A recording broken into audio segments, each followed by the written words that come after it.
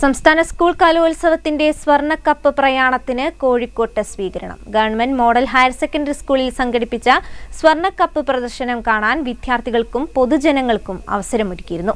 4 ദിവസം നീളുന്ന യാത്രയ്ക്ക് ശേഷം 63ാമത് സംസ്ഥാന സ്കൂൾ കലോത്സവത്തിന് വേദിയാകുന്ന തലസ്ഥാനത്ത് കപ്പ് എത്തിക്കും. 63ാമത് സംസ്ഥാന സ്കൂൾ കലോത്സവത്തിന്റെ സ്വർണ്ണക്കപ്പ് ചൊവ്വാഴ്ച വൈകിട്ടോടെ ജില്ലയിലെത്തി.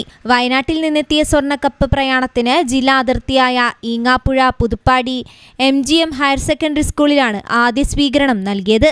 പരീക്ഷാഭവൻ ജോയിന്റ് കമ്മീഷണർ ഗിരീഷ് ചോലയിൽ നിന്ന് വിദ്യാഭ്യാസ deputy director C Manoj Kumar ഏറ്റുവാങ്ങി. RDD K Santhosh Kumar, DEO K Moinuddin, Abdul Nasar, അധ്യാപക സംഘടനാ നേതാക്കളായ PP ഫിറോസ്, MA സാജിദ് തുടങ്ങിയവർ നേതൃത്വം നൽകി. തുടർന്ന് ജില്ലാ ട്രഷറിയിലെത്തിച്ച സ്വർണ്ണക്കപ്പ് ചൊവ്വാഴ്ച രാത്രി ഇവിടെ സൂക്ഷിച്ചു.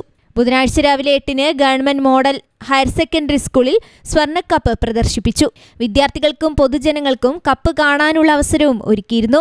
1987 മുതൽ കലോത്സവത്തിൽ ചാമ്പ്യന്മാരാകുന്ന ജില്ലയ്ക്ക് നൽകുന്ന 117.5 പവനുള്ള സ്വർണ്ണക്കപ്പ് കഴിഞ്ഞ തവണ സ്വന്തമാക്കിയത് കണ്ണൂർ ജില്ലയാണ്. കണ്ണൂർ ജില്ലാ ട്രഷറിയിൽ നിന്ന് 1 വർഷമായി സൂക്ഷിച്ചിരുന്ന സ്വർണ്ണക്കപ്പ് പോലീസ് സുരക്ഷയോടെയാണ് പ്രയാണം തുടരുന്നത്. 4 ദിവസം നീളുന്ന യാത്രയ്ക്ക് ശേഷം 63ാമത് സംസ്ഥാന സ്കൂൾ കലോത്സവത്തിന് വേദിയാകുന്ന തലസ്ഥാന നഗരിയിൽ എത്തും. News bureau, Kozhikode.